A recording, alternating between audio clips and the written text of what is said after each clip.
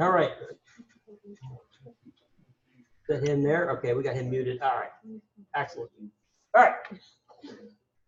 We're going to start here. So first part of this, what we're going to be covering tonight, and I kind of went over this briefly before we got started here, is how did we get here?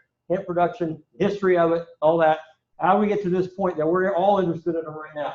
Then we're going to get into production options for you. There's several different pathways you might want to take, and what's the risk, benefit, and all that for each of those. And then I'm going to get into the current regulations, rules, and stuff that are going to be hopefully solidified before the growing season starts in 2020. Hopefully. All right. So how did we get here? And it's very basic. So, you know, hemp is cannabis sativa. It was used in industrial. This is industrialized hemp. This has nothing to do with medical marijuana or anything like that. This has been used for centuries. It's been used for the fibers, been used for rope. The seeds have been used for grain, food products. Use it for fabrics, sails. At one time before tobacco really came on big, this was one of the biggest crops in the United States back in the 1500s. I mean, early on. And then the other crops took over stuff. So this was really big for a lot of centuries. And then we came up to about the 1930s, realized that some strains of this had were psychotropic. The THC levels, which is the chemical in it, they make that active, was a problem. So they outlawed all hemp, whether it was whatever strain it was. And then they briefly brought it back during World War II because of the rope production, that stuff. We needed anything we can get. So they brought it, and then after the war, it went back down. And so after that, we haven't had it in our country for many years. But in other countries all around the world, about 30 other countries, they've been raising it for decades, really for 100 years. So China's one of the biggest producers. Europe, big production. They're putting out thousands of acres of this stuff a year. So we're playing catch up, getting into the world market on this. So I don't think this is everybody's starting at the same time. So we're kind of starting at the ground floor here. A lot of the information and stuff that we're getting as we're learning about this is from Europe, China, some Canada, because Canada's been doing it longer than us and stuff. So we're trying to make it fit into our production systems. We're going to be doing a lot of research, a lot of universities to get it tailored down to what you guys need in Ohio and other states to actually grow it here. So that's all at the ground level right now. We're really trying to get all that put together for you. So we're gonna be learning and growing kind of together. Really, what I was telling everyone, as we get this group together, I want this to be a working group. If you're interested in staying part of it, getting informed, we want to keep you updated as new things come out, as the new either regulations come out, or processors or seed sources or any of the equipment, all that stuff that's involved in it. As that stuff's coming online, we like to keep you guys informed so that you're not playing catch up with everybody else as they're trying to get it on your farm. What changed for us, one was the 2014 Farm Bill. And I'll get into the details of the Farm Bill, what happened in 2014, but that freed up some research at the university level so that we could start looking at possibly growing it. Then 2018 Farm Bill basically opened the floodgates and said, okay, we're going to let everybody do industrial hemp. I'll show you what that Farm Bill happened on that Farm Bill, what it allowed, what it didn't allow. That's what's kind of brought all this about, and that's why we're getting into it right now. So that's just been a year ago, and a lot has happened in the last year, and that's why I get a lot of interest. So I'm going to, Erica, I'm going to let you take over. So I'm going to stop sharing if you want to start on the production side.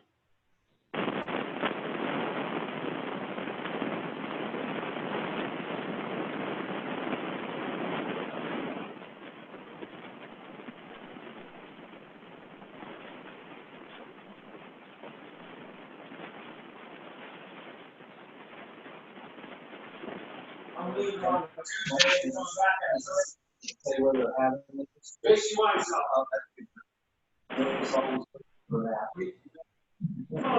about it.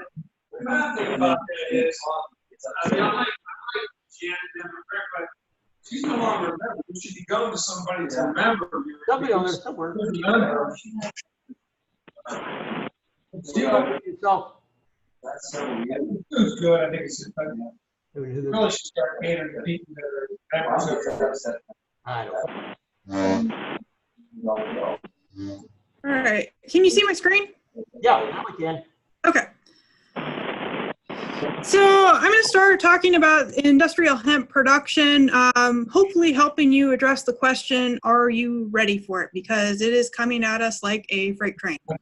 There is a lot of information on the web and from many who what they are doing. It is important to know how to tell the good information from the bad, and this can be the difference between profitability and major losses. Okay. Hold on 1 minute there, Erica. It's Okay. showing up on my little screen, but not on the big screen. So let me see here. Oh, That's like, watch like the next thing I did. We're subordinate.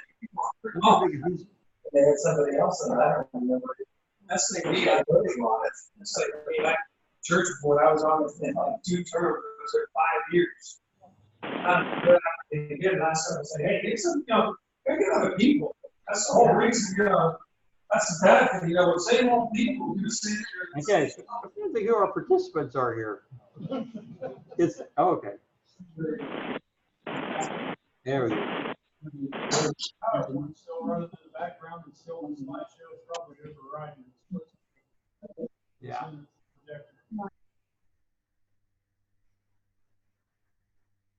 All right, there we go. Now we got Erica. Are you? Yeah, you're still there. Okay.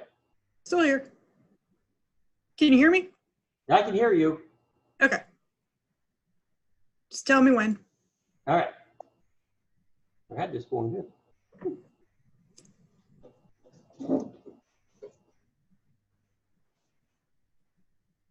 Good to go? Well, what I'm running into is the, like I said, my video is not showing up on the thing for you.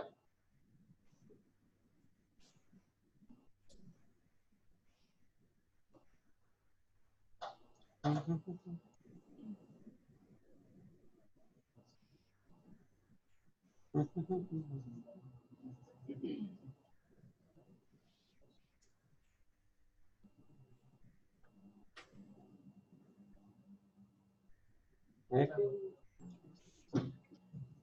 Oh, okay, wait, I know.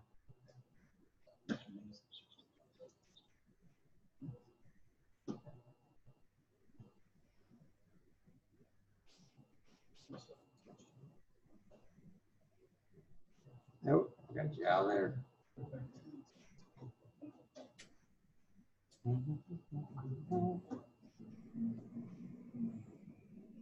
Okay, I know what I need to do.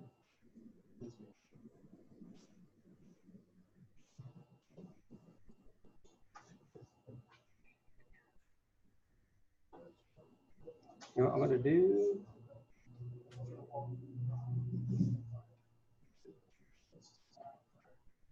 Okay.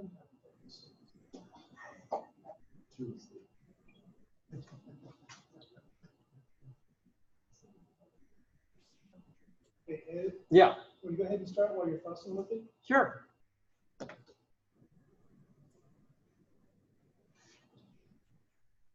Okay.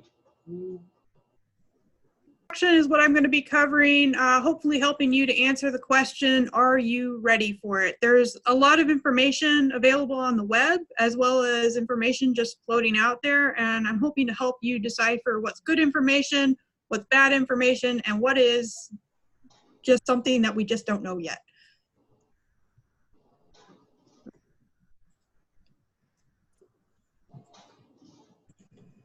Okay, so much of this information in this presentation was actually provided at an in-service that Ed and I attended at Central State University.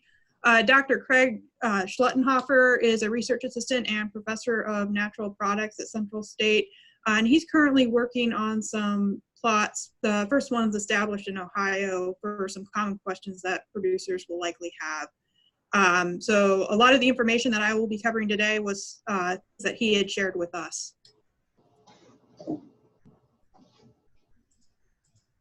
Okay, so first off, I'm going to talk about hemp. What exactly is it? As Ed mentioned, it is cannabis sativa. You're going to hear some industry terms for different varieties, strains. Ultimately, the taxonomy for it is a mess, which I will show you here in a little bit. What defines hemp for marijuana is what's the percentage of tetrahydrocannabinol, what I will now call THC from now on. The federal law says that it has to be less than 0.3%, which is a very low percentage, and it's very easy for crops to test hot, where they will have a percentage that's higher than this. So that's one of the things that you have to be careful of when you're getting into hemp production. THC is what's responsible for being the psychoactive drug, and that's what they're trying to limit. Historical crop use has been, as Ed mentioned, for a variety of different things, ranging from personal care to food products to industrial fibers, even animal bedding, and much more. Hemp is a tap-rooted crop. I know that one of the things that was floating out there early on was you can plant hemp on marginal ground, and that's not entirely true. Hemp has a very fragile taproot, and it does not tolerate compaction very well. So I'm going to talk a little bit about that here coming up. And then hemp is also a tall plant that can grow well up over 15 feet in height, which I will also be talking about the implication this means for weeds and disease.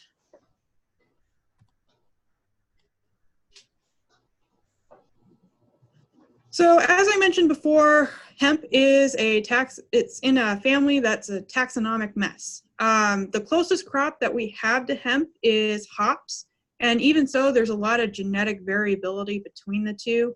Hemp is certainly not going to be like corn and soybeans in terms of stable genetics. Hemp belongs to the genus Cannabis.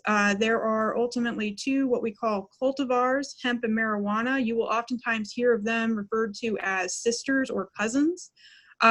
Really, it comes down to one gene that controls that THC that really makes the difference between hemp and marijuana from a legal perspective.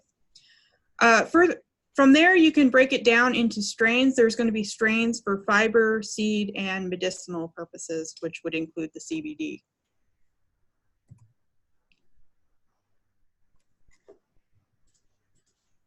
All right, so hemp is a summer annual. That means its primary means of natural dispersal is through seed. It's going to produce a lot of seed within a year.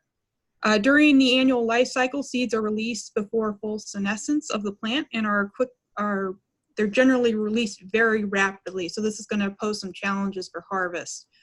Individual plants started at the same time in the field can have variable maturity, which is a challenge that producers might run into. And much of this is because hemp is not like growing corn and soybeans. We have to look at it as a partially domesticated crop because we had that break in production when it was essentially prohibited. Hemp is what we call an indeterminate plant. This means that flowering and seed set do not happen at once, but generally will continue over a period of time. Although once seed set does happen, it's released rapidly, as I mentioned before. In production, you can either start from seed or clones. Generally, fiber and grain crops are started from seed due to costs. You can also start CBD from seed, or you can also start them from clones as well. Just whatever source you use, you want to make sure that it's coming from a reputable seller.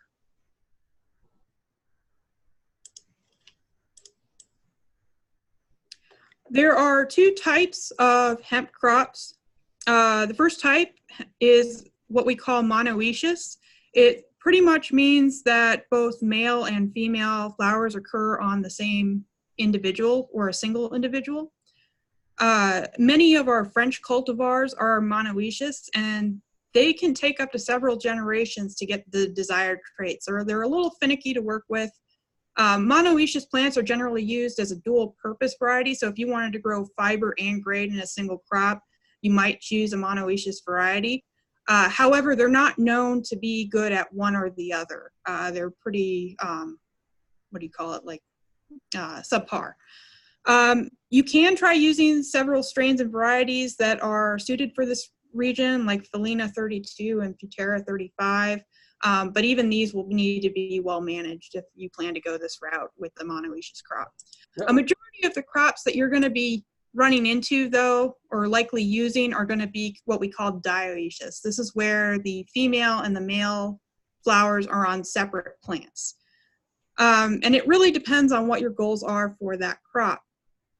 Dioecious plants generally require wind for pollination, and male plants will die soon after pollen is lost.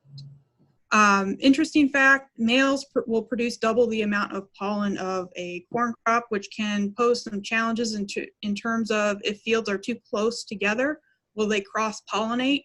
And that can mess with some of the genetics. Furthermore, you need females. Of course, they persist to produce the seed. However, under stressful environments, they can change the male to female ratio in a population and produce more hermaphrodites or monoecious plants. So you may hear of some industry folks talking about avoiding male plants due to the pollination issue, and that's what they're referring to. Canadian varieties that are commonly used are generally dioecious, but they likely won't grow here very well, or at least in the southern part of the state. In the southern part of the state, you might want to consider more European varieties. Kentucky claims to have developed some THC absent varieties, and if this is true, this would be a big game changer because it would be taking much of the legal risk out of the picture. But what's currently available on the market is their varieties are all capable of producing THC above that 0.3% threshold. I would say if you're thinking about, you're debating about which varieties to use, especially if you're south of I-70, you might want to start off with the European varieties over the Canadian.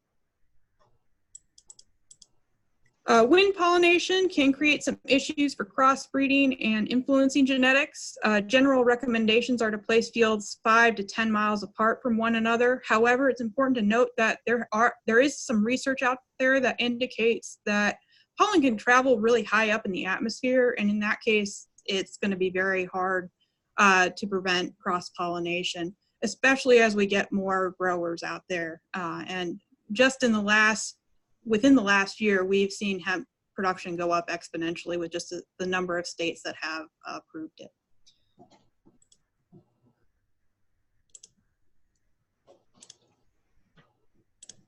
Okay, so step one, you'll need to identify your goals. This is true with any crop. You want to be forward thinking. You want to think about what will the end product be? What is your goal with that end product? So are you thinking about fiber production? Are you thinking about grain? Maybe it's CBD oil. These all three have different markets, and you'll have to consider what the future holds for those markets. Generally speaking, hemp grown for fiber, for example, will reach heights of 13 feet compared to crops raised for grain. You generally want those ones to be shorter, around 6 to 7 feet in height. So those are going to take some different management practices.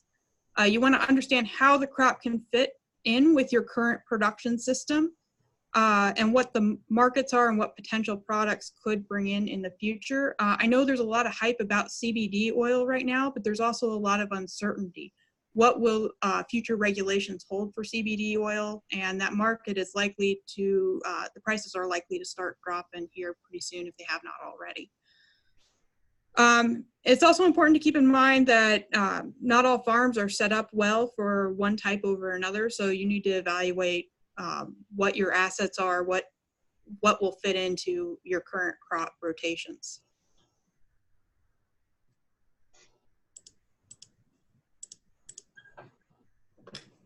And that leads to the next step, which is not quite planting yet. You need to know the destination of your crop. And this is something we can't emphasize enough with growers, with farmers. Make sure you get contracts and make sure you get them in writing. Contracts in writing are much easier to enforce than verbal contracts. You want to make sure you have a contract with the processor prior to planting. If you're thinking about just going out, purchasing seed and planting it, you might run into some issues with well, your crop's fully grown. Who are you going to sell it to? There might not be an available buyer. This way, you know you have a buyer for your crop and you have market access. Furthermore, it's important to make sure that there is demand for hemp within a reasonable distance of the field, as a lot of times people forget about those transportation costs. Those can add up quickly. What we've seen happen in Canada and Kentucky is that farmers may have a crop, but they might end up not having anywhere nearby to sell it, and that can be a problem. So contracts really do help minimize that risk of storage and buyer issues. And just, if there's one takeaway you walk home with tonight, is don't go into production without knowing who your processors or your buyers are, and make sure that they are licensed.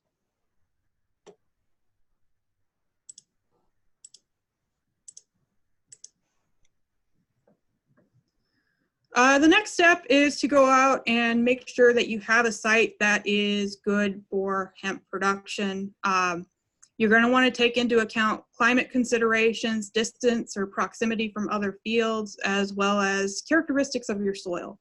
Hemp cannot be grown anywhere, and sites really do need to be chosen carefully. If you have a site that has a lot of clay, it's got really poor drainage and some compaction issues, that's probably not going to be the best site that you want to start growing at. Generally, hemp will require adequate rainfall with generally warmer daytime temperatures. I've already talked about the fields being far enough apart, so know who your neighbors are, know who else is growing hemp in the area, and be aware of that issue with cross-pollination.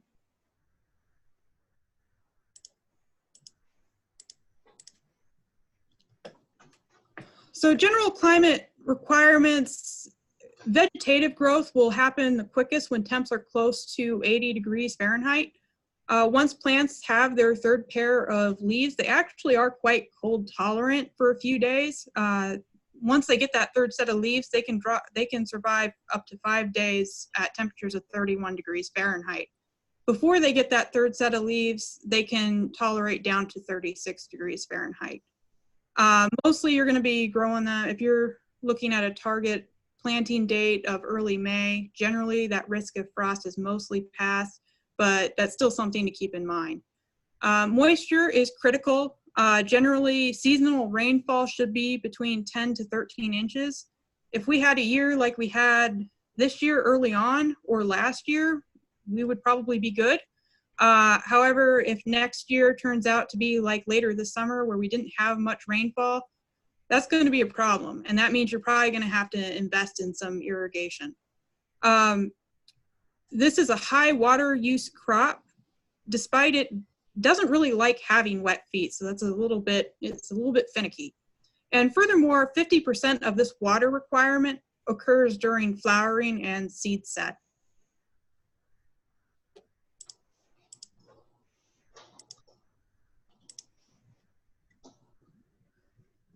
All right, soil requirements. Before you do anything, before planting, make sure you get your soil tested. That's another point that we can't push enough. Soil pH is going to be important. Some fact sheets, some universities will recommend a soil pH between 6 and 7.5.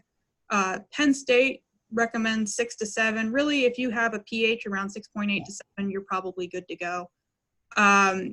Soils should be well drained overall. You don't want a crop that is in standing water. It does not like wet feet because of that taproot that it has. It also doesn't really like acidic, poorly drained soils.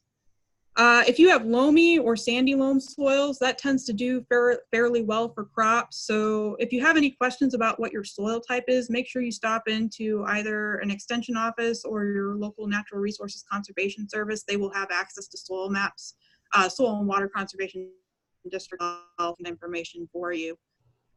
It's also important to have good soil structure. You want good organic matter, and that can help reduce compaction issues if that's been a historical issue in that field. And I've already talked about the initial rumor that hemp will do well in marginal soils. Just know that that is not the case. You want soils that are well drained, they're fertile, they're productive to get the best crop.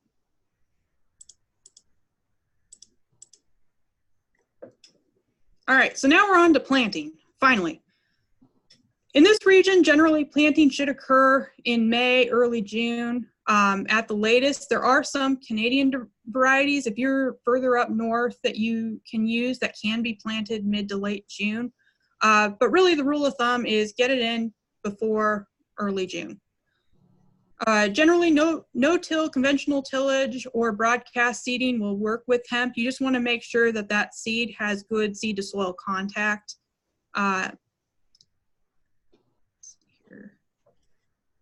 Seeds will germinate best when soil temperatures are around 46 degrees Fahrenheit. This is when they will germinate fairly quickly.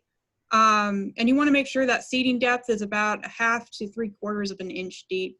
And you can use a general seed drill for planting. Row spacing is ultimately dependent on the use of the crop. So this is going back to those crop strains and knowing what your end goals are. You can't just get any variety and plant it the same way if you're trying to raise grain versus fiber. For fiber production, what your goal is taller plants. So generally, to get taller plants, you're going to plant them closer together. Whereas with grain crops, you want more branching in those crops. So you're going to plant them further apart. So here I have row spacing is 6 to 16 inches.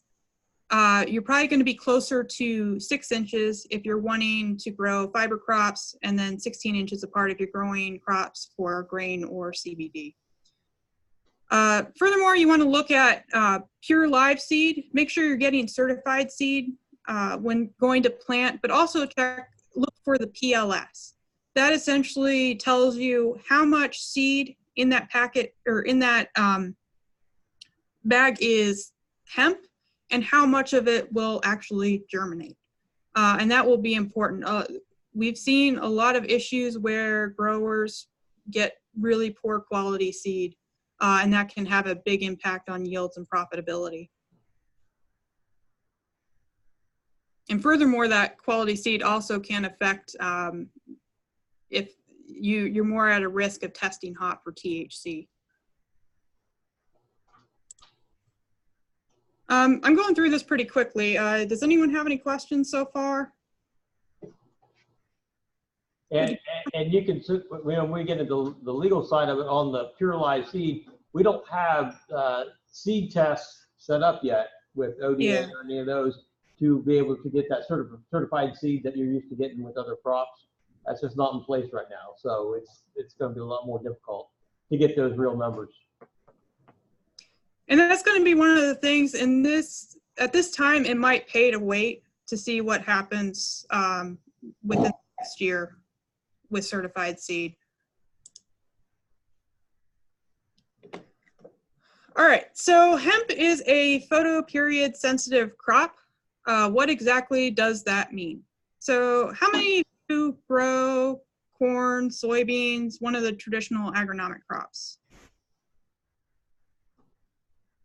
Is there anyone in there, Ed? Yeah, okay. A few. A few? Okay.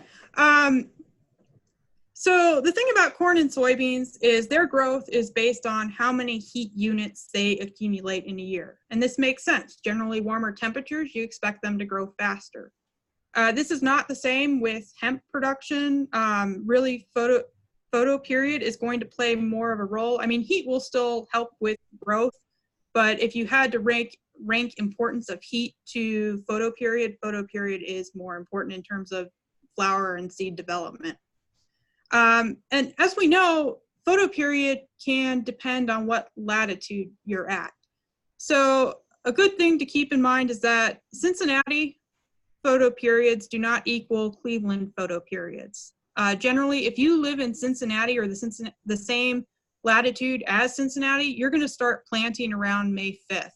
And you can expect flowering to occur on August 7th. In Cleveland, planting will start on May 1st, so it starts earlier, and flowering will occur on August 12th, which is later than what we would expect for Cincinnati. And this is because Cincinnati is further south, Cleveland is further north. It's going to take a little bit longer to get that additional sunlight. Producers can find varieties that are day neutral or auto flowering. This is especially useful if you are located in northern Ohio. You might need to consider this. This is more important for if you're living in Canada or one of the northern states. Day neutral or auto flowering plants will flower after a set number of days despite photo period. So this helps with the variable seasons that you might get further north. Generally though, if you're living in the southern part of the state, you probably won't be using these as much.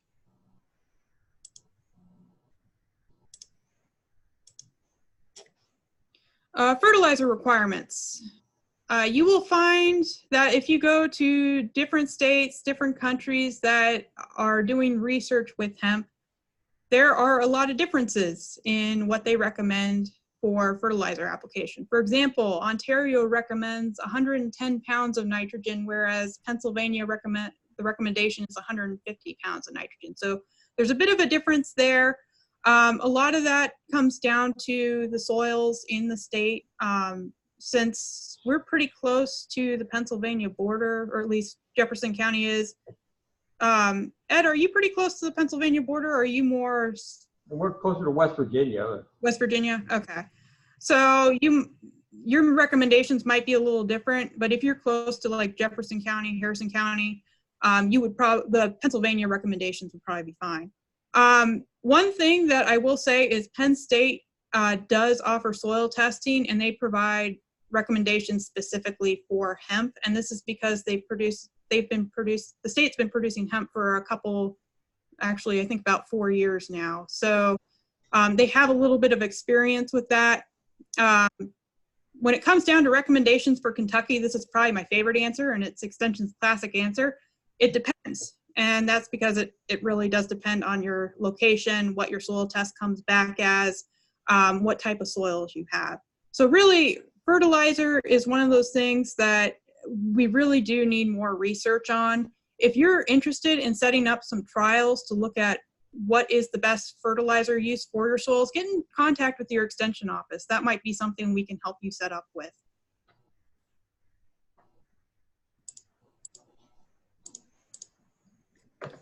And this slide just further highlights why we need more research. Studies in different locations have shown CBD production negatively corresponds with soil phosphorus, but positively corresponds with plant nitrogen. But then in the next study listed below, CBD and THC both increase with nitrogen and phosphorus applications, so that kind of contradicts the bullet point above. And then another study found that THC decreases with increasing nitrogen fertility. So really, there's a lot of this is going to be location dependent. And the best thing that I can say is probably it's best to start small, see what works for your fields. Okay, pesticides. This is an easy slide.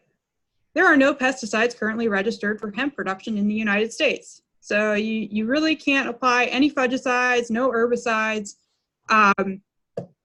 no insecticides, and that will be a challenge. They are hoping to get some of these chemicals approved for use, but it might be a good year before that happens. So that's just something to keep in mind. Right now, I think in Canada, the only thing they use for weed control is Assure 2. So we're going to have to come up with other ways to manage pests in our field. So first I'm going to talk about weed establishment.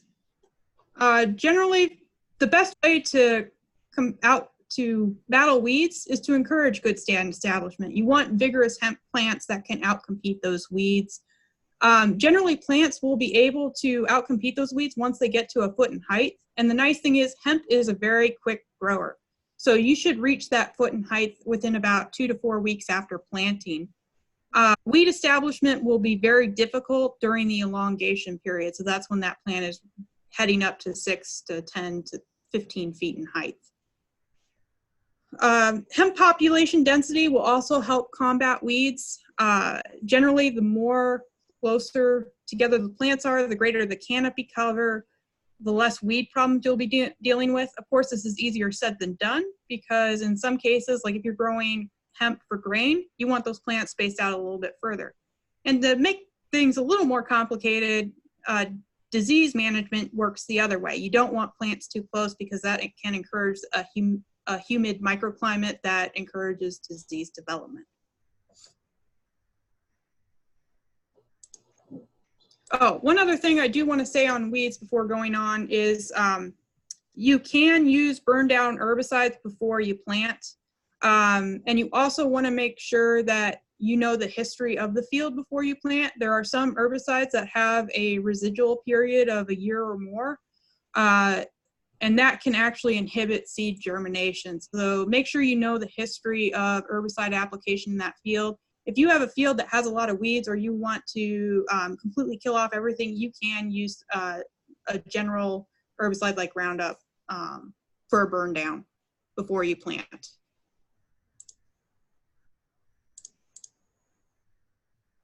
All right, so for insect management, a lot of the crops that you will be dealing with are what we call generalists. In fact, there's only one insect on this list that has a more specialized relationship with hemp, and that's Eurasian hemp borer. But all these other ones we can find readily available on many of our other crops. So these are going to be fun to deal with. Generally speaking, of these groups, the defoliators, the borers, and the sucking insects, the borers are probably going to cause the most damage. Corn earworms, for example, are one of the things that in other states hemp growers have been combating. Boring insects will generally cause a lot of damage to crops by weakening the structure of the plant, ones that will feed on the interior of that stem. Many defoliating species that are currently known to hemp are generalists. I've kind of already covered that. Sucking insects are effectively controlled with help from a lot of natural enemies, and in other countries they have found that there's quite a few biological controls that help with those sucking insects, but what will be available in the future is to be seen. Japanese beetles are another common defoliator, but they're not really considered too much of a pest for hemp in terms of if you're wanting to get rid of male hemp plants, Japanese beetle only goes for the male hemp plants. So maybe that's one positive for Japanese beetle.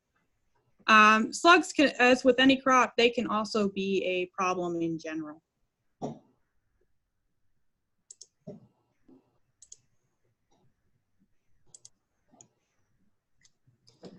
Disease management, this is a little bit contradictory to weed management. You want to avoid excess moisture when possible, so that means making sure you have good air circulation, which might mean spacing out your crops a little bit more. You're going to have to balance out what are you having more of a problem with. Is it weeds or is it disease? If you have a field that has had a historical problem with white mold, for example, especially if you're using a field that had soybeans in it previously, and those soybeans had a problem with white mold, that white mold can infect hemp crops. So you might want to avoid planting in that field for a couple of years until the sclerotia that's produced by the white mold dies off. Other common pathogens of hemp are gray mold. Gray mold is a generalist that is a fungus that attacks a lot of different crop species, and it's encouraged a lot by excess moisture, crops that are grown close together. A lot of times you'll want to look at rotations with susceptible crop species. So hemp, I mentioned earlier that hemp and hops are related. So that might be something to be aware of. What can attack hops will likely attack hemp as well. And also hemp is closely related to hackberry. So if you have hackberry in the area, it might be worth taking a look at getting rid of that so they don't end up sharing diseases.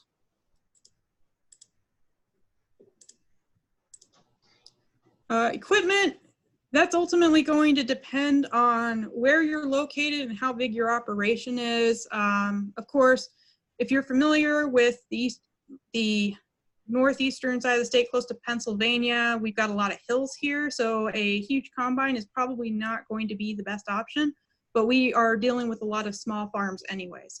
So for small fields, you're going to harvest by hand. You might use sickle bar mowers, hay swathers, or hay balers. In larger fields, you can use combines, forage harvesters, or specialized equipment. The thing to keep in mind is if you're growing crops for fiber, you might run into some challenges in terms of, if you think about hemp being used for fiber, hemp was chosen for fiber because it's a very strong, sturdy material. And combines sometimes have that issue where it gets wrapped around in the machinery and can actually break down the combine. So that's just something to be aware of.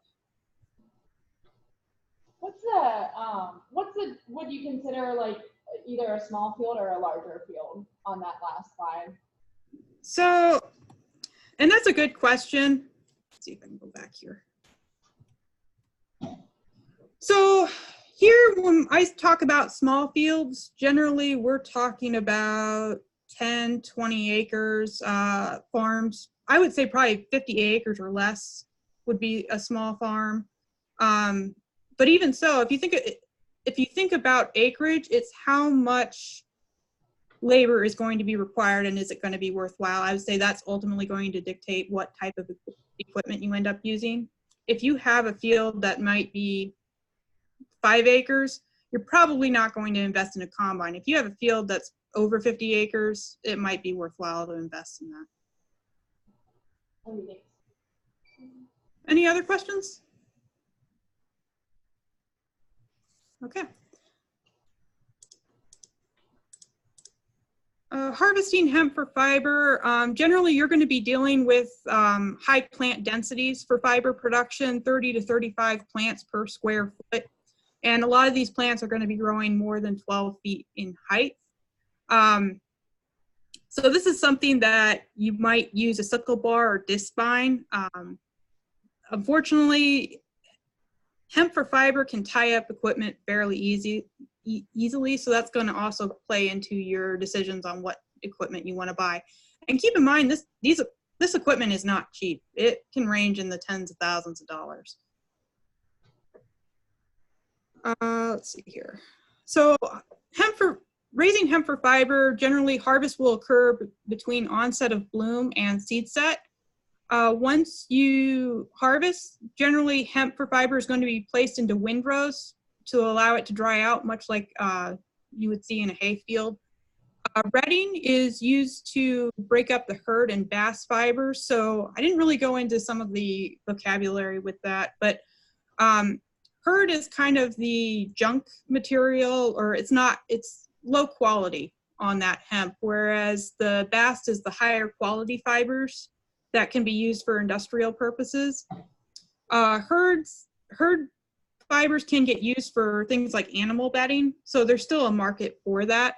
The retting process is a way to make it easier to break up those materials and separate them out from one another. Essentially, it means letting that crop sit in the field for up to 5 weeks, and it will decay enough to where it's easier to peel those two apart.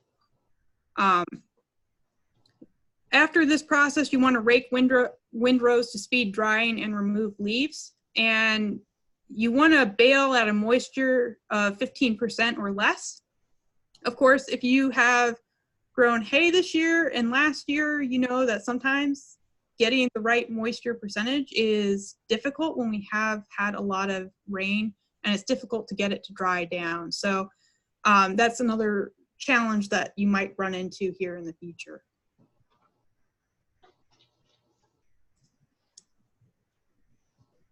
Harvesting hemp for grain, generally it's combined after seed shatter. What do we call seed shatter?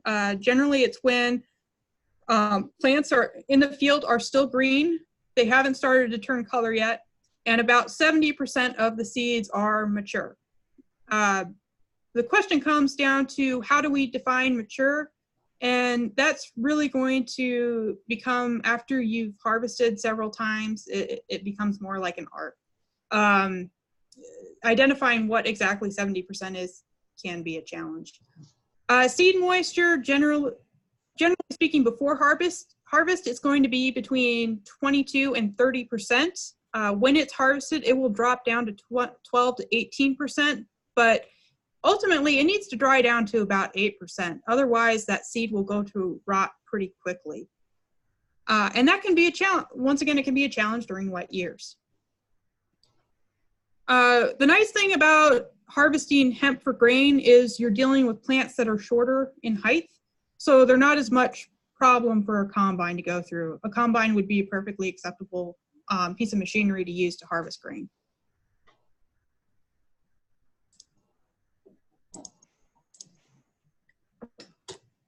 All right, processing hemp. This is going to be the challenge in the next year. ODA, Ohio Department of Agriculture, has not yet been approving licenses for growers or processors. So this can potentially be a challenge. I'll share with you some resources here in the next few slides on what other states have done. So, North Carolina, for example, gives a very nice list of people to contact within North Carolina, within the US, and internationally. But the processor part, especially in the first year, is going to be tricky to deal with. Grain is generally used for whole grain, oil, seed cake, for protein powder. These might be, processing hemp for grain might be a little easier to do on your own.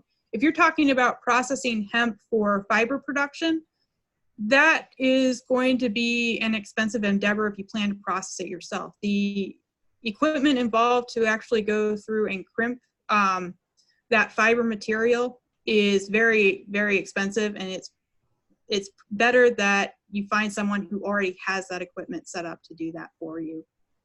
CBD, generally you're going to have to find a processor for that. They want higher concentrations of CBD oil, of course.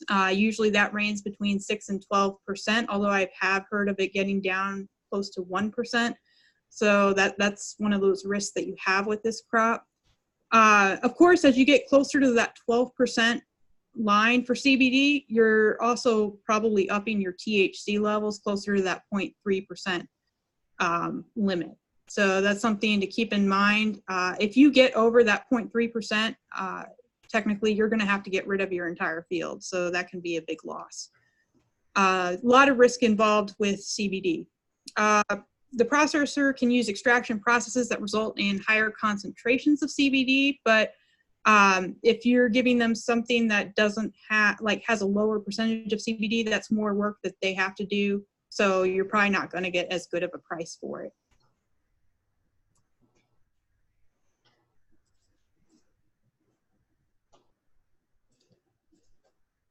So I've already touched on a lot of the challenges for the industry. Locating certified seed here in the beginning is going to be hard.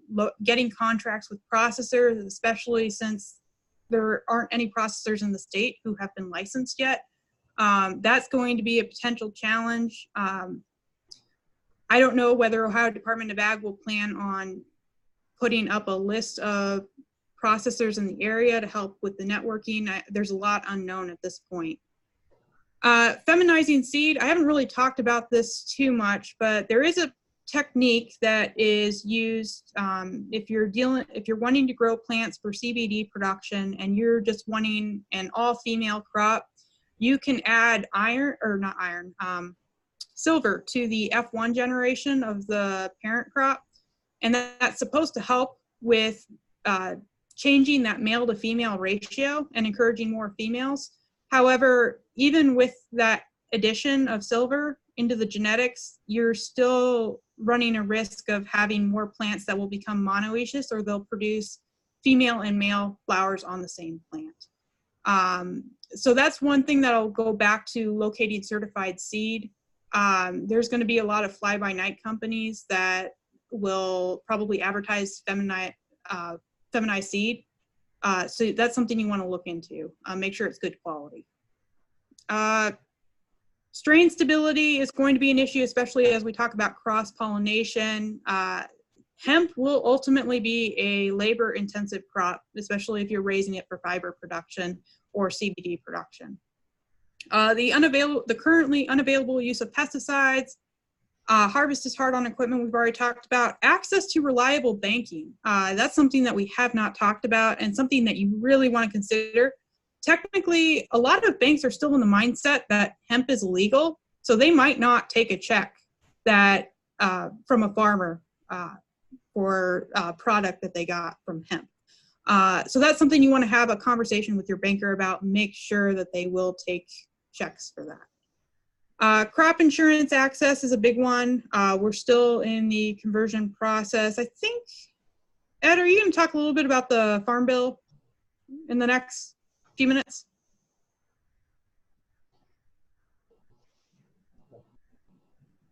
Ed? What? Are you going to talk about the Farm Bill in the Yes. next minutes? Yes, sure am. I'm gonna cover that last few things, and we're gonna cover all that. Okay. All Yeah. right. So I'll skip over that.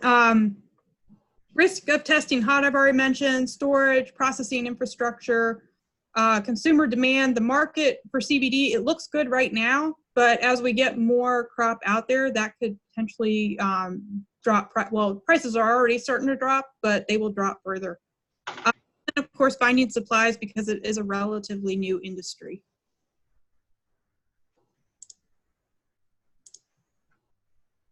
So the question comes down to profitability. If hemp is profitable, is hemp profitable? And if so, will it continue to be? For fiber production, University of Kentucky has looked into a lot about this. They looked into what does it take, what does dry matter need to be at in a field to actually make money from hemp fiber? And what they found is you need 5 tons per acre of hemp. The problem with this is in their research trials, they have never gotten to 5 tons per acre until last year. And I think they've been doing this now for 5 or 6 years. So that's something that if you're getting into hemp production, you want to look at those production numbers. And a lot of that's going to come down to what soil type you have. Will that encourage good production? Changes with the ability to apply pesticides, especially when we talk about competing weeds and insects, that might help make it a lot easier to reach that 5 ton per acre goal. But I would say for now, that's going to be fairly difficult to achieve.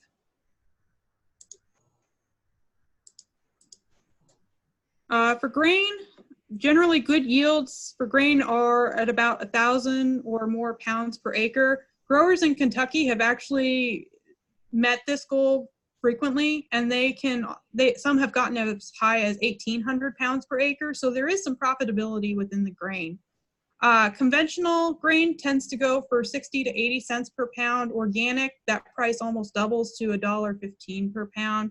So there's certainly at the moment there is good demand and there is good returns for grain. And then there's a lot of hype over CBD or CBD oil.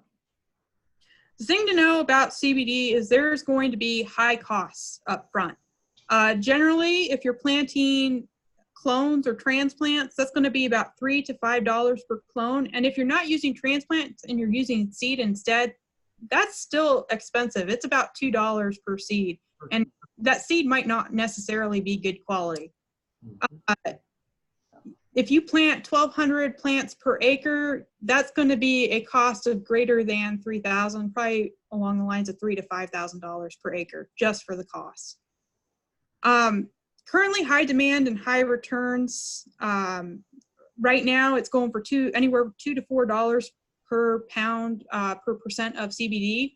And usually, processors, they want 10% of CBD, which about comes out to $20 per pound. If you do the math, go through all the math, it's a big chunk of money. It's tens of thousands of dollars per acre that you can make, but there's high risk. What happens if your crop tests hot?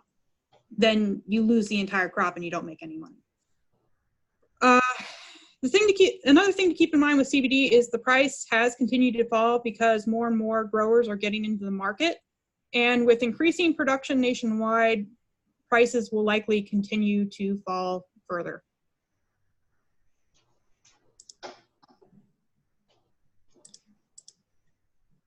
So make sure that you do your homework, know what's good research, what information you need to double check on, make use of your extension office. Like feel free to contact Ed. Ed's great for providing assistance. You can contact myself as well. We have a lot of good educators across the state that are looking into this.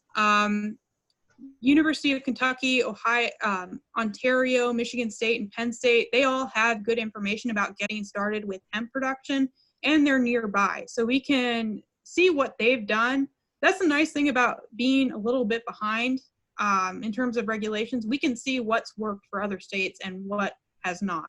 So we have the opportunity to get a good head start, but it does require doing homework. And it also requires knowing your limits and the limits of your operation.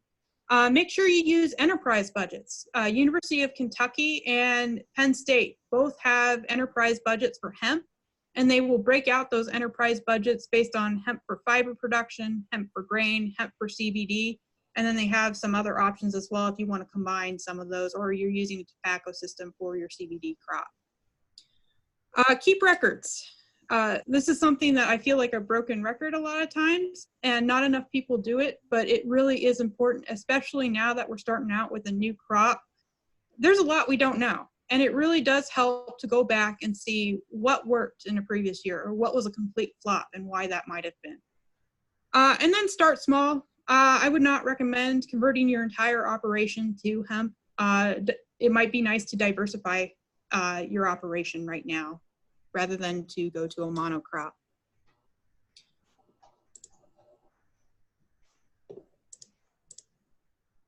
So I already talked about the enterprise budgets for growers. If you would, I'll go ahead and share that link in the chat box for those of you who are interested in downloading the University of Kentucky's enterprise budget. You can also just Google search UK enterprise budget, and it should be one of the first things that pops up for hemp.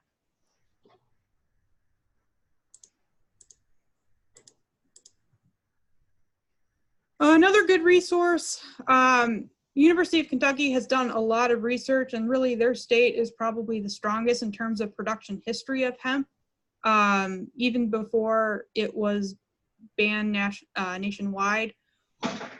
And right now there's really a lot that is still unknown. We just haven't had the time to learn through trial and error.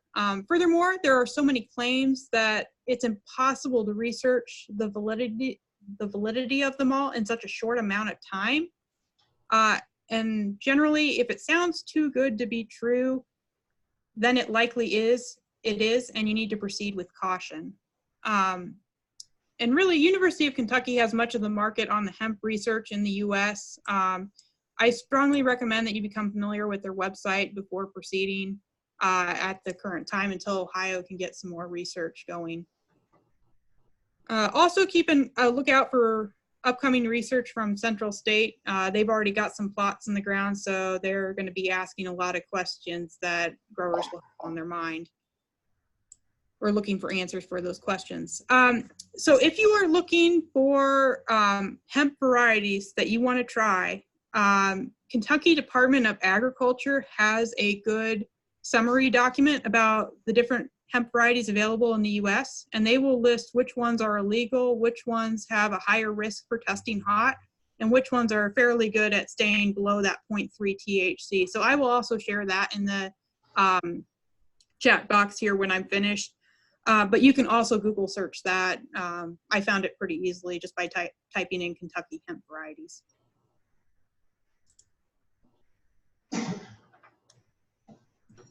Some other resources, Michigan is similar to us. They just started their hemp program within the last year. So we can use them also as an example. Same with Penn State. They have a lot of good resources and fact sheets as well for producers. And then Ontario, the Ontario government also has extensive research. Canada has been doing research on hemp since 1998. So they will have a lot of good information for producers on what's worked for them and what's not. It's just important to keep in mind that they are much further north, and some of the varieties that they use will not be applicable for down here. So with that, does anyone have any questions? I covered a lot of material in a very short amount of time, and I probably talked 90 miles a minute. And any of you online, if you want to either type in the chat box, you can, or if you want to click the little microphone and unmute yourself, you can ask a question either way. You talked about industrial fiber production and you said baling. Would that be traditional round bales then it's used usually? Yeah, you can use round or square bales. And you talked about the expected market value of the other, but on the fiber, what's the expected market value per ton on that? Sorry, I didn't catch that last part. The expected market value of fiber production. Oh, fiber production? Yeah. Okay, I didn't include that, did I? I have it in here somewhere. I might have to dig for it, but I will get you that number. I'll pull it up right here. Okay. I got it in my notes too.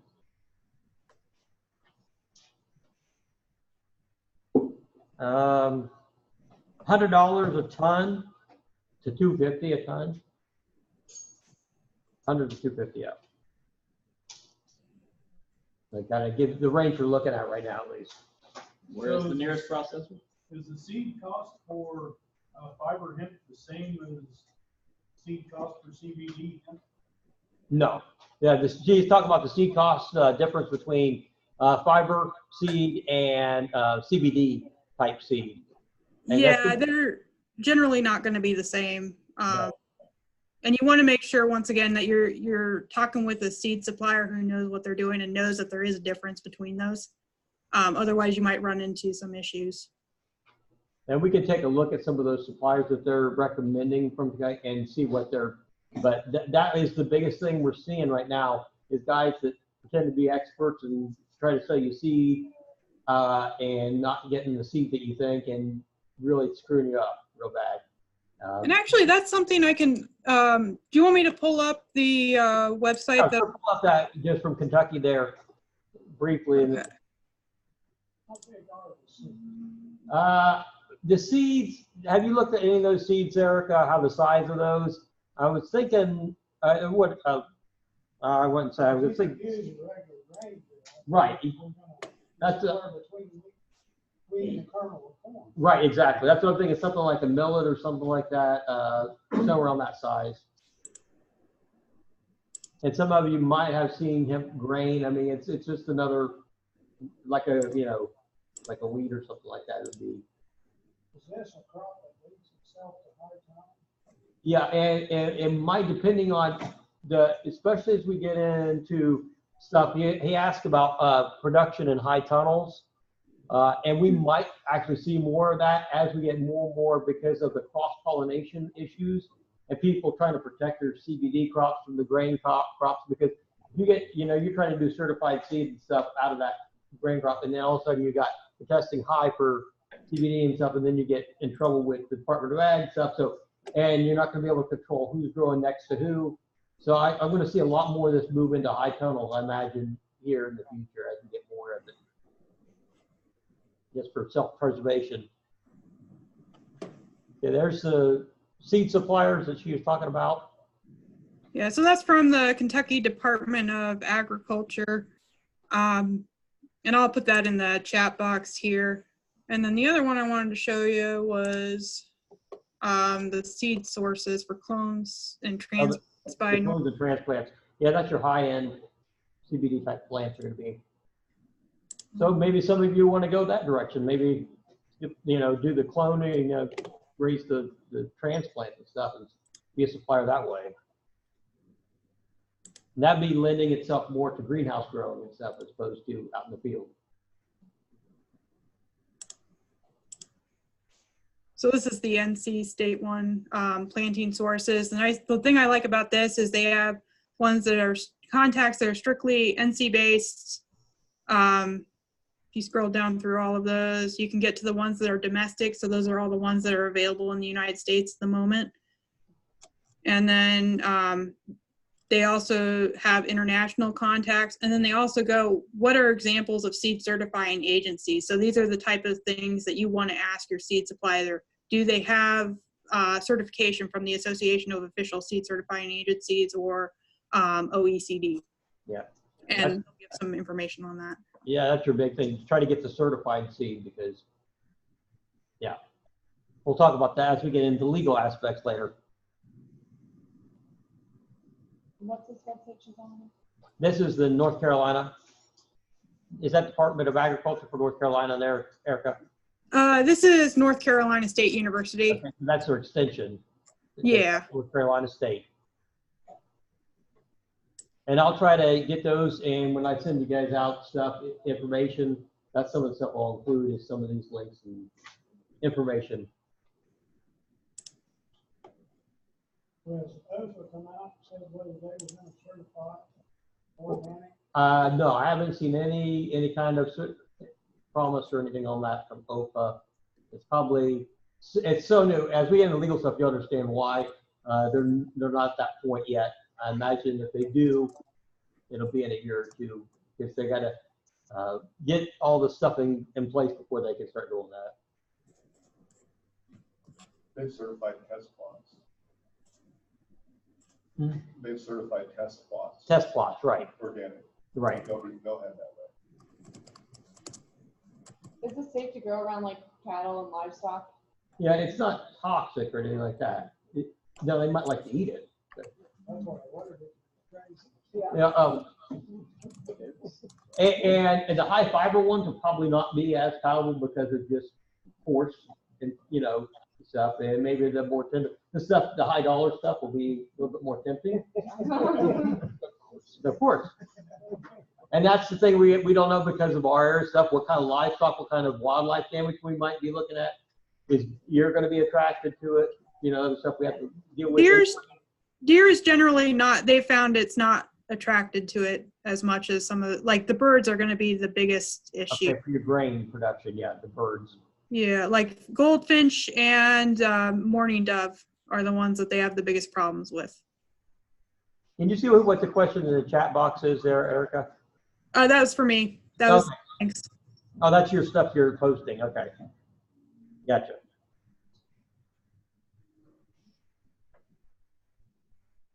Any other questions? Is ODA gonna try to cluster together like grain farmers and then cluster together Okay, so the question was, are they going to try to get growers, group them by type that they're growing? Right now, that's not anywhere. It's going to be a free for all. Whoever has a license can grow what they want, as long as they've gone through all the regulations. They can grow. That's where the issues might rise.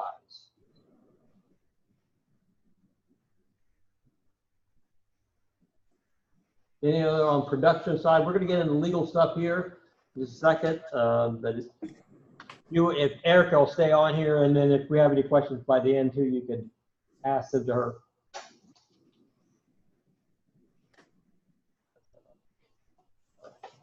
All right, so I get to do the fun stuff here. We're going to pull up the legal requirements.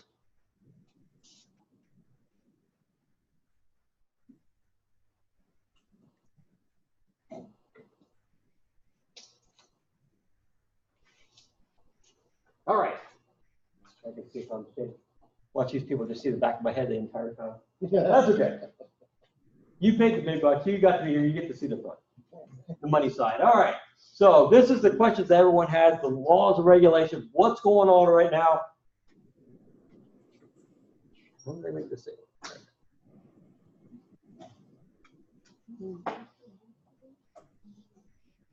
No. Okay.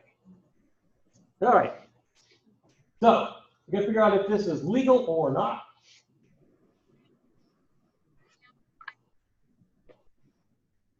Okay, so what happened? 2014, they passed a farm bill. Farm bill this has started the whole ball rolling. And so what is that, about 5 years ago? So what this allowed is states, if they wanted to, they could set up a pilot program to explore hemp production, industrial hemp production, cultivation, marketing, research, and they could register their producers to grow in that pilot program. Most of the states all around us joined in this. So Kentucky, Tennessee, West Virginia, Pennsylvania, Michigan, all of them did. Ohio did not. So if you look at the map, we're like a little lone island here. We didn't get into the pilot part of it. So a lot of them are already kind of started the research, found out what works, what does a little bit. But it's still pretty new. It's had only 4 years into it. They got the 2014 bill passed, but then it was the next year before they could even get things growing and stuff. So really, it's only been 4 years. We're just getting the end of the 2019 cycle even right now. So that's what happened. We didn't have our program.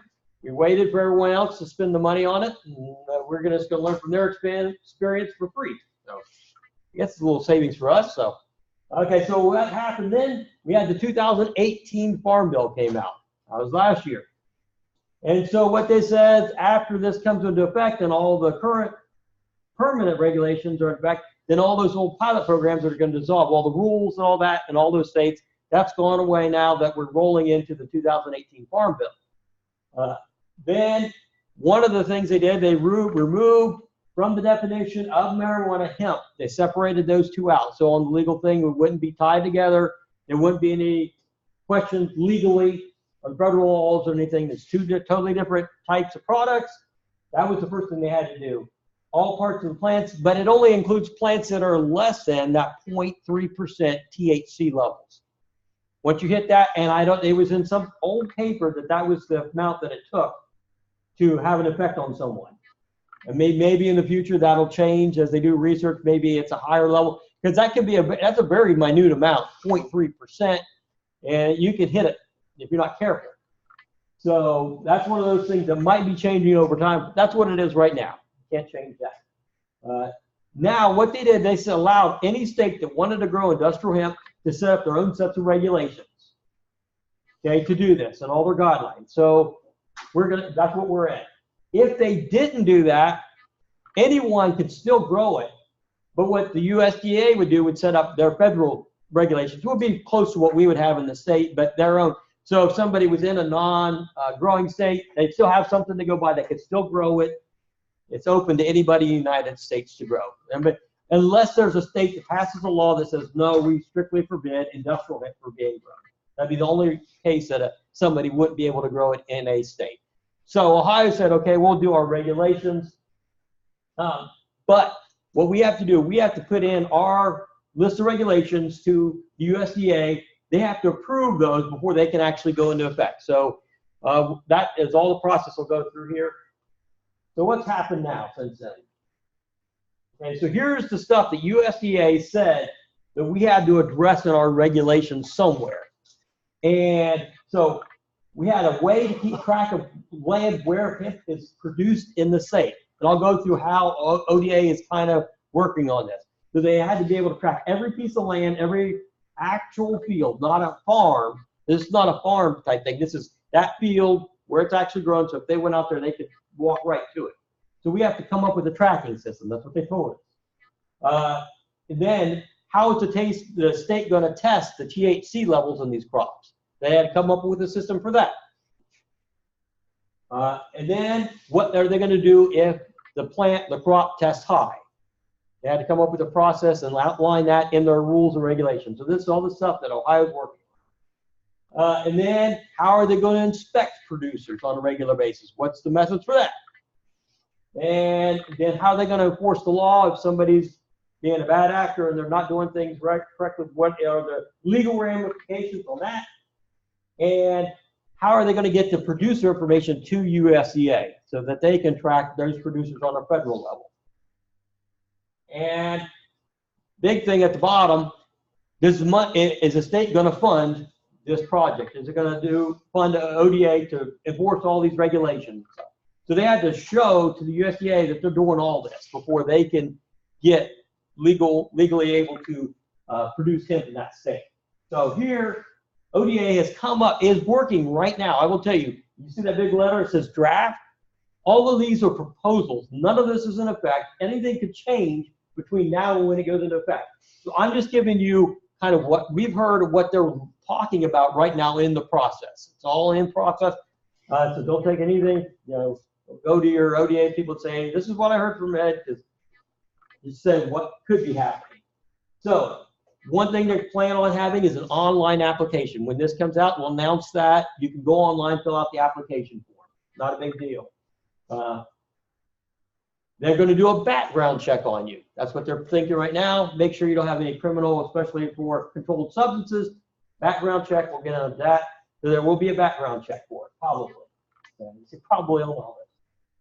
What they're looking at is probably a 3-year license to grow this, but it will be an annual renewal, and you have to pay an annual fee, but you'll have that license for 3 years. Kind of like we do with pesticides and all that. They're looking at an annual license fee. Different states have different ones. They're looking probably in the $500 a year price range right now. Could be more, could be less. That's just kind of the number I've heard. Then we set that final number. I'm not going to guarantee anything. They're looking at doing an online, like a Google Earth or mapping system, where you're going to outline your field that you're growing it on.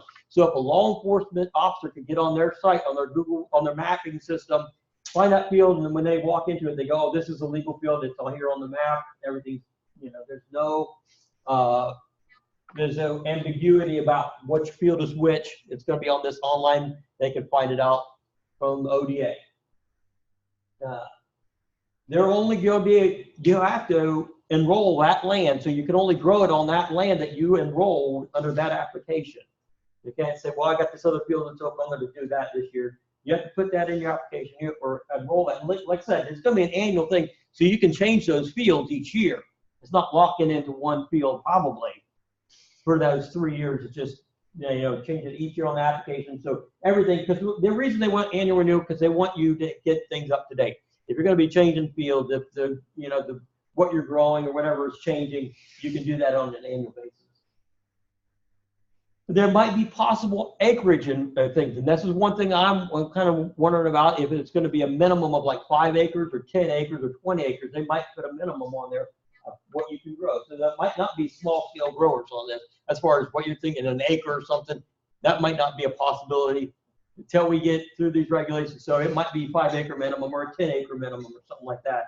So be looking for those kind of things to come up. They're going to probably look at a planning report within 15 days. That means 15 days prior to your planning. You're going to be submitting there.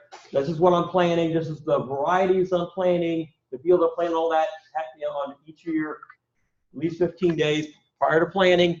And then on the back end, I got that word.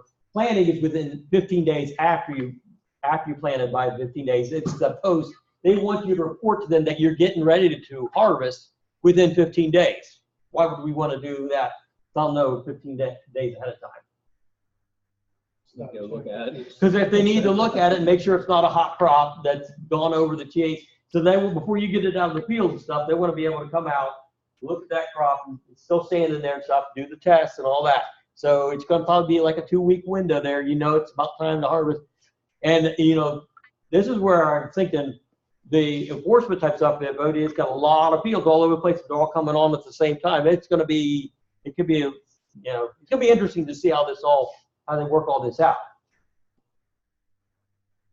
And then ODA right now is looking at to being the only testing lab. So this is not going to go to a third-party lab or your own testing. ODA will have their own lab set up to test this.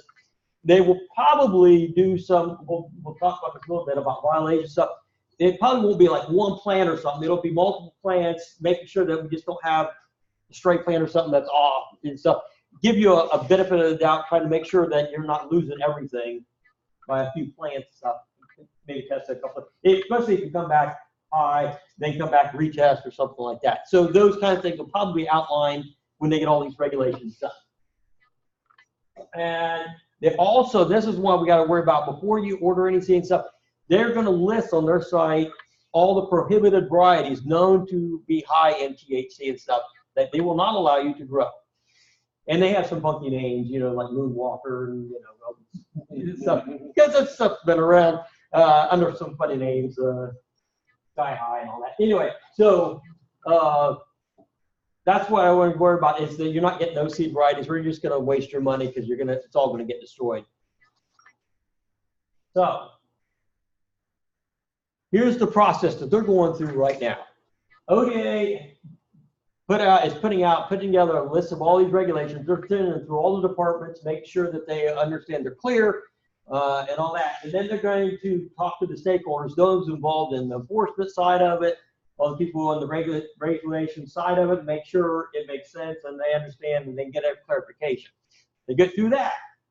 Then they're going to have a public comment period. So be looking for that. If you want me to, I'll let you know when those open up. So if you have, then we'll be able to look at the list of proposed regulations. You can give your comments, and then they can come back and change those.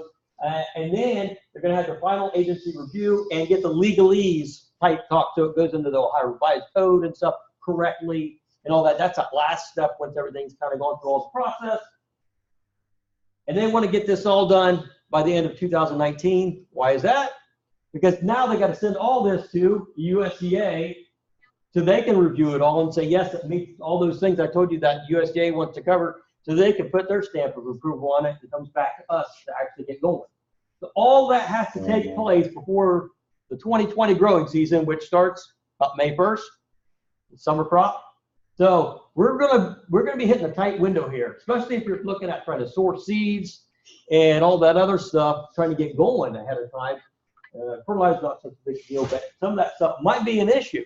So it depends on how quickly this turns. And now if we get turned around, we get USDA approval in January, right after we get this or something like that, then we got some window to work with. It's if we're pushing April and we're still trying to get this done, it's going to be hard pressed to get a profit this year. So hopefully this process goes through quickly, but it is, it's all the way it's the bureaucracy part of it that's going to slow us down on that. So that's where we're at. So, some of those questions about the legal side of it, I'm giving you the proposed stuff, but that could change. Okay, and looking at the violation side of it, we're trying to come up with a process to that. If somebody wrote something down wrong on a piece of paperwork or did something like that, they're probably going to come in that plan to come kind of some kind of corrective action, like you need to do certain things in order to get yourself in compliance. But if they see a trend, 3 out of the 5 years you're doing things wrong on some side of the regulations, they're going to looking at something like a 5-year ban of you producing any kind of hemp, just to get your attention.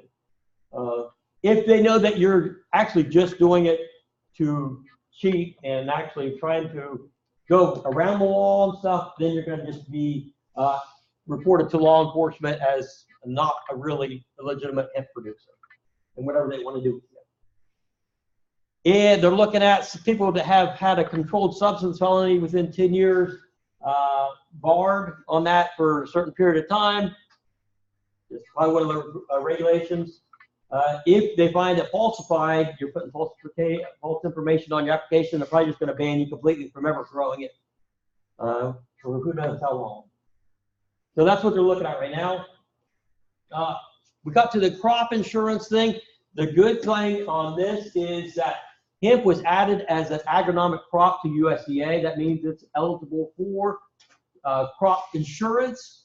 It will be, as we get it into the FSA stuff, it's probably going to be on there next year. And also even protecting the crop after it's been harvested, so while it's in storage and stuff. So you're going to be able to get that. That's coming up. That's not all in the books yet, but that's USDA is planning to do that for you. That's in the Farm Bill that they have to do that. Okay. This is what we're talking about, interstate commerce, because we've had legal U.S. law against it. And the 2018 Farm Bill, it allowed for interstate commerce now, so you can transport this across state lines if you're a certified hemp producer. They've had some problems during the pilot program where somebody in Oregon was raising it. They went across Idaho to get to the processor because they're not very, it's like in Washington State. Well, they crossed through, they got arrested and thrown in jail for hemp production, which they're part of the pilot. And so and USDA is trying to write a note that says, no, we have legalized that portion of it. You should not have that guy in jail and all that. So that's going through the courts right now. That shouldn't be a problem once all this takes effect next year. So we kind of avoided some of that. Let's not get involved in it, but that poor guy, he was just doing his job, I don't know where he's at right now. Hopefully they let him out. Yeah, and they're gonna say that states, even though they don't have hemp production, they still have to allow the interstate commerce of moving that product through your state legally. Okay, and some of this will be a repeat of what Erica said. I just want to remind you, there may be conflicts, and there might be like legal conflicts about this, where growers growing two different types of hemp, getting cross-pollinated, getting bag crops and stuff, because there's some money involved in this. And it's going to be interesting how this is going to be. So just be aware as we get more producers. Now we might be, because we're a little bit more spread out and we're in the hills and stuff here, we might have a little bit more protection than the guys who are out in the big crop area production with just big wide open spaces. That pollen can flow, and you might be a couple miles away from somebody there and still get that cross pollination and have some of those problems. So we'll see how those legal issues work themselves out, but I can see that be a potential problem in the future. Looking at our seed sources in this way, you really got to be careful, is look at real certified seed, not some guy that says he's got some good stuff and he knows all about growing hemp. Okay, so because there's some people really lost some money. I got a good article. There's a guy that's trying to produce hundreds of acres of seed, certified seed, so he could start selling it to producers, and he got burned for like $60,000 because he got a seed that they said was a good seed, but it was a guy that didn't really know what he was talking about, and he's learned the hard way. So that's what we keep you guys from doing.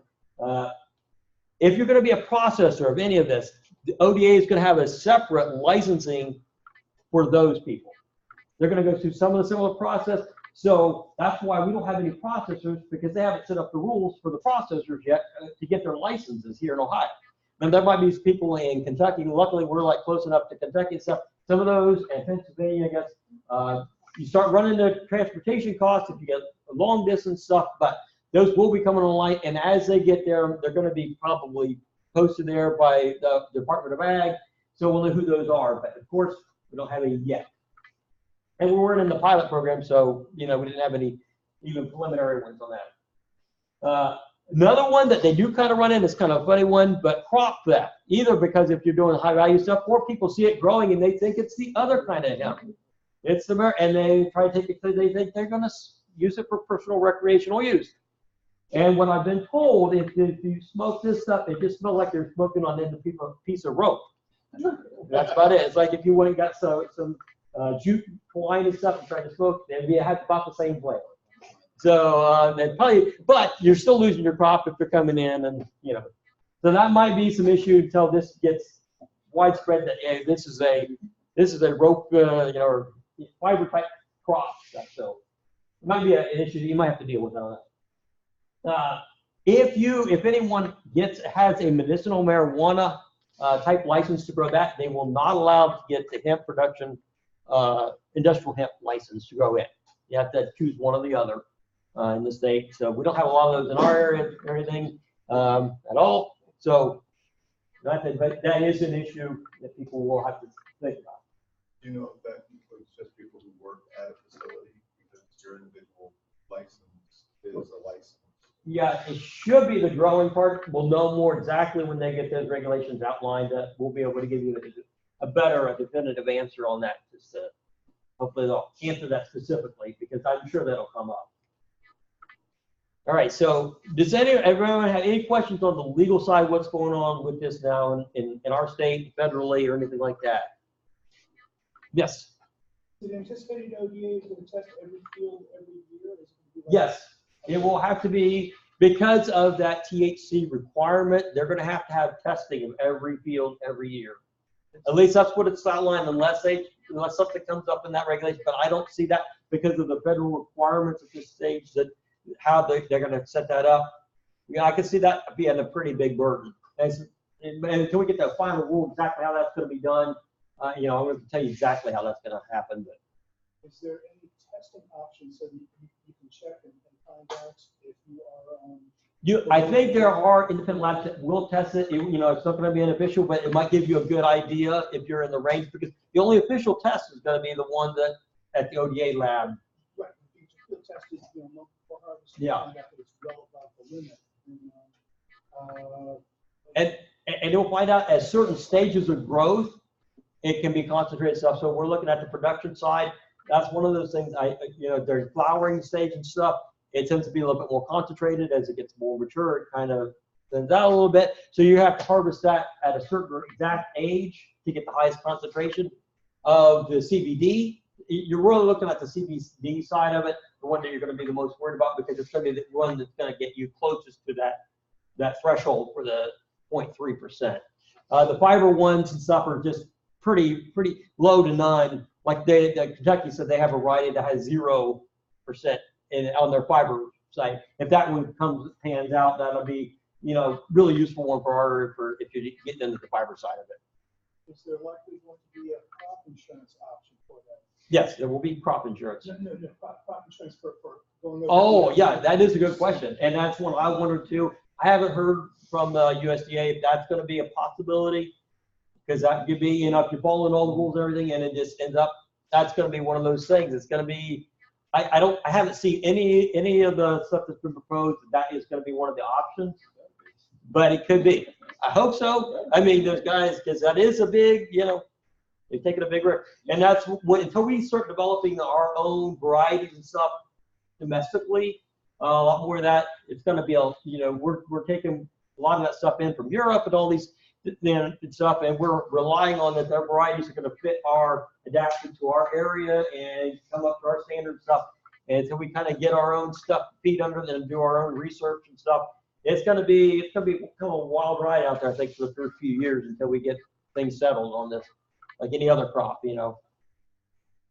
I have a question. Yeah. Is there anybody that you could, as individuals, you can contact and talk to about things like making it a minimal of 10 acres, or, you know, these suggestions? Like, Well, okay, so that would be during that public comment period, because they're going to make all those regulations, those proposed regulations, in-house up at the Department of Agriculture. And then they're going to publicize those for the general public. And then as soon as that public comment period opens, that's when we get to flood the thing with all our ideas and stuff. Whether to take them or leave them, and that's just, I guess, who you are and who you know and all that. But that's about the only time we'll be able to address any of those concerns, is when those come out publicly. Can you break up the acreage into separate fields to a total amount? Yeah, because this is, like I said, this is going on the regulation. I think it's going to be as per farm, so that you can have multiple fields. So maybe if you want 10 acres, you want 5 acres of grain, or 5 acres over here of something else. I think that's going to be in that it's going to work like that. It's going to be for your farm as an individual. It's basically your application is going to be for your farm, and then your field's in that farm. So your total. Even if you lease ground elsewhere? That's going to be a good question, whether they're going to allow lease land. I just got to be within a mile in a lot of states.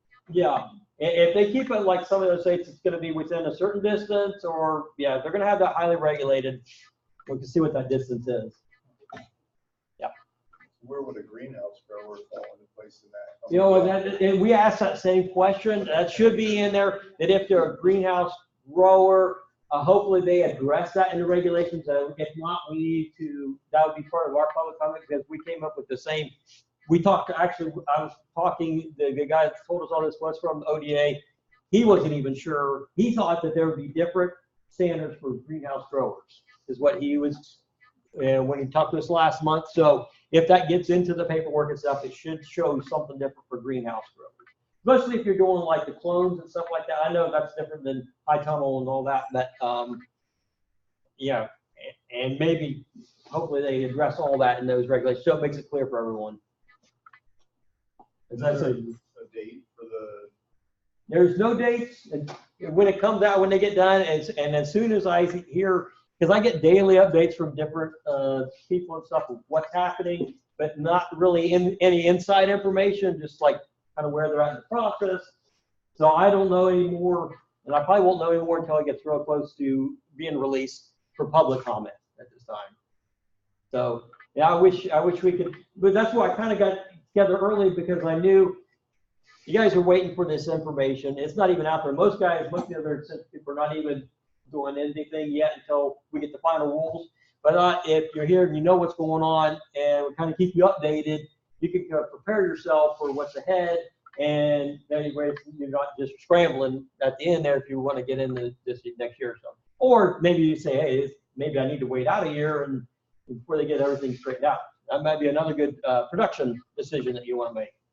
That's where we stand on it right now. One thing we talked about, have a lawyer for all your contracts, especially we're looking right now. We've had in the past in some of this some really shady brokers that say they will buy your crop, but then they have no processors to sell it to, and then you get to the end and say, well, I'm not going to buy it because I didn't have anybody. I didn't really have a contract for it that I could sell it to. So either work through the processors themselves and get the contract with the processors, because you got that crop in the field, you don't want to waste all that money. So that's one of those things. Get a legal contract that you're going to have somewhere to sell this. Start small. We said don't go out and put all your acreage in hemp first year. Not a wise idea. And she talked about the banking problems. We don't know, maybe with this farm bill thing, and they get all the language settled out, and it won't be an issue, but it has been an issue with hemp in the past. So we just want to let you know that that is a possibility out there.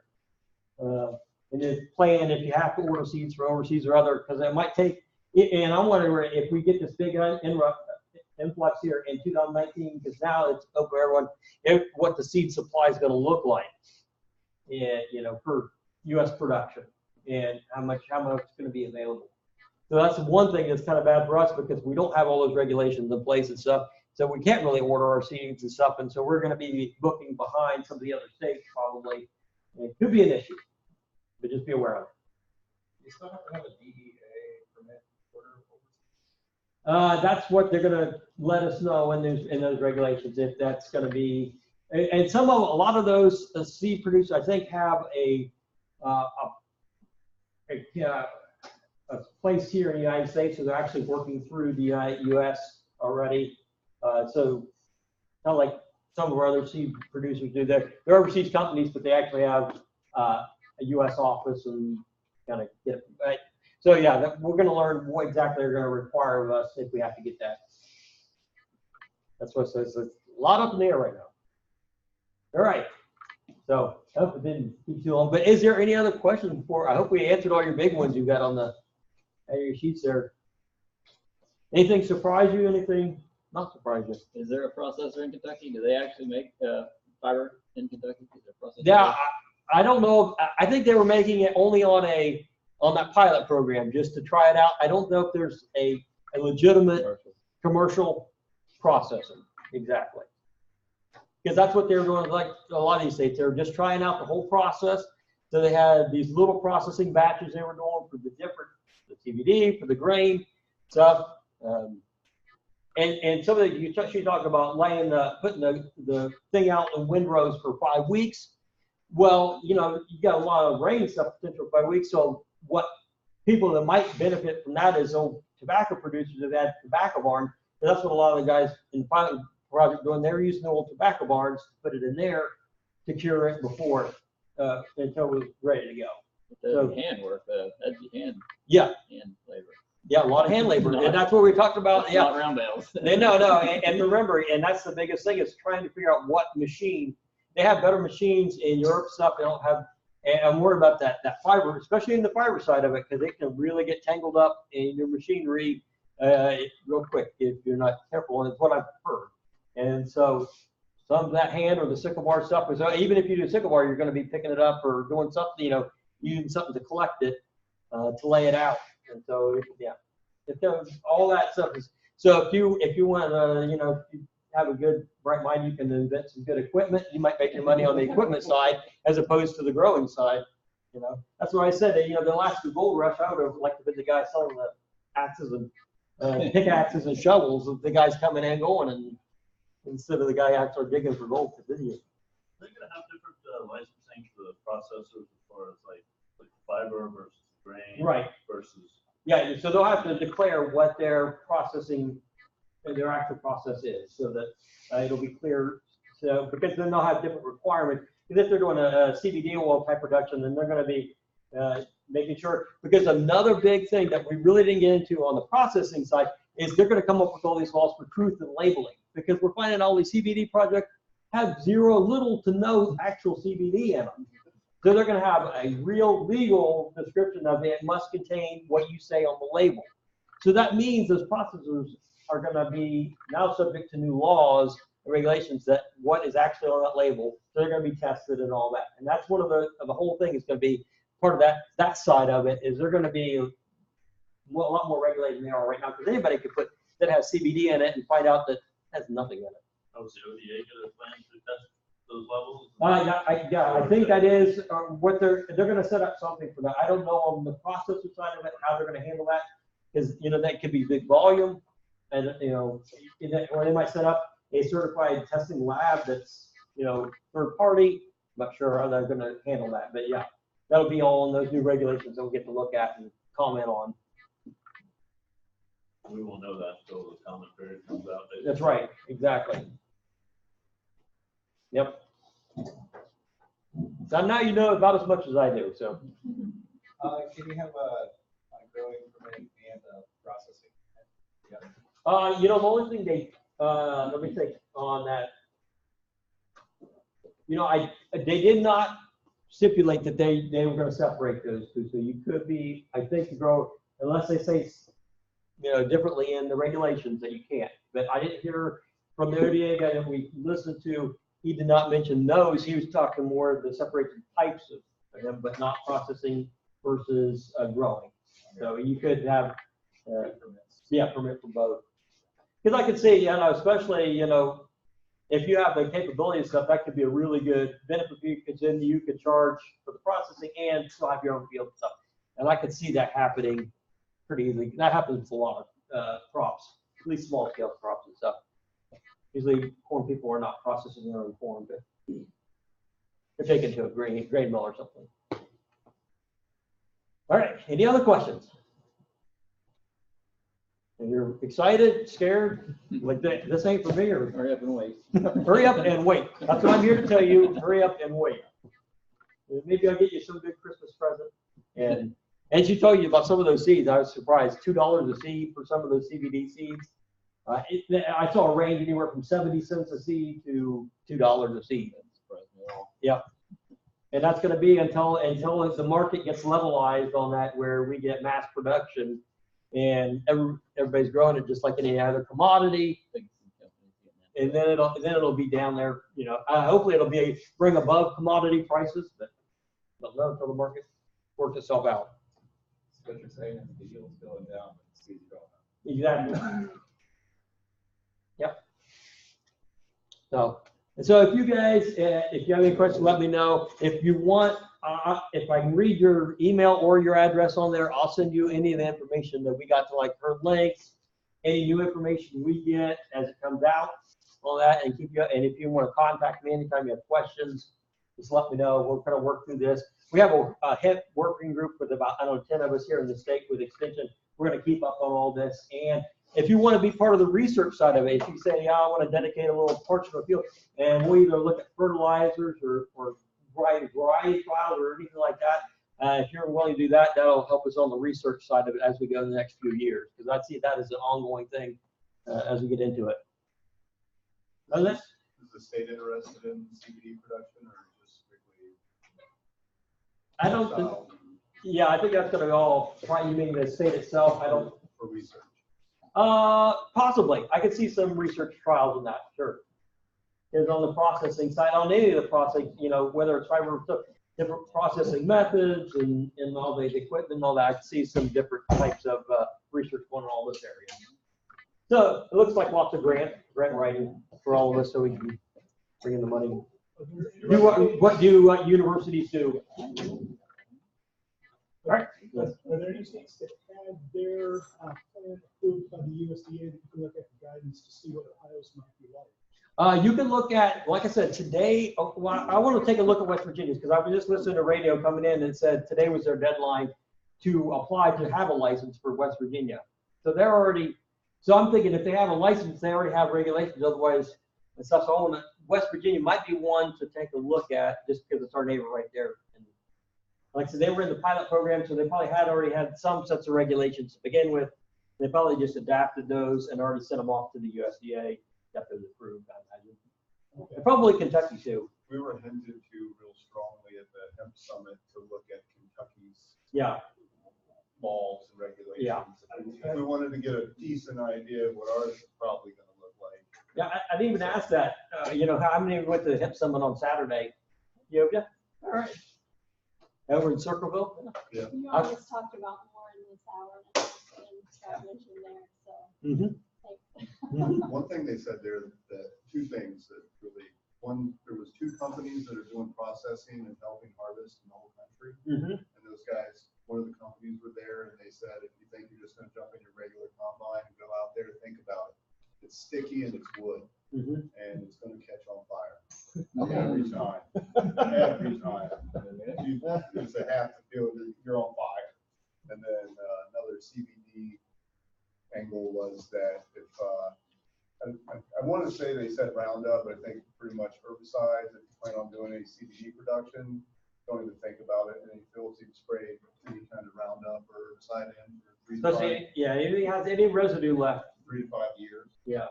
So, you know, maybe micro-remediate, like start using like funguses, microrhizae and stuff, try to get rid of it. If you just determine, those are 2 things I thought were pretty applicable. Yeah. Because they'll test it, they'll show up on testing. Yeah. Yeah, that's the thing, and see, because we didn't even get that, but CBD, they're gonna, so that's a internal product. It's always more regulation, more strictly regulated of what's gonna be in it, the contents, because they gotta be able to list purity and stuff on that label. So it could be a bigger issue with any kind of pesticide residue. It's not so much that the Roundup residue will harm the crops. No. It's that it'll show up in tests. Exactly. Glyphosate in food stream. Right, exactly. Yeah, it's got, yeah. I think there's an acceptable level of most food crops that has to be under that. It's a real tiny percentage on that, but yeah. All right, any other questions otherwise? So they test a lot of the farm science review. And black plastic now and weeds because they have the herbicide. Exactly. About that all, but they were out there. All right, thank you guys online. Thanks, sir.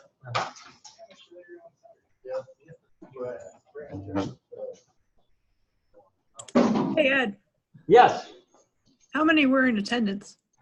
How many? I think we had about 15. Okay, I'll look at my sign-in sheet, but it was close to that.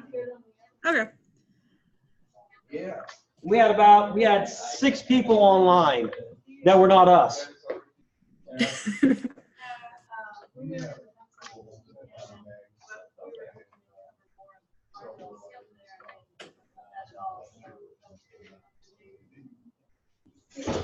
Yeah, and I'm sure they didn't want to address the farm bill stuff.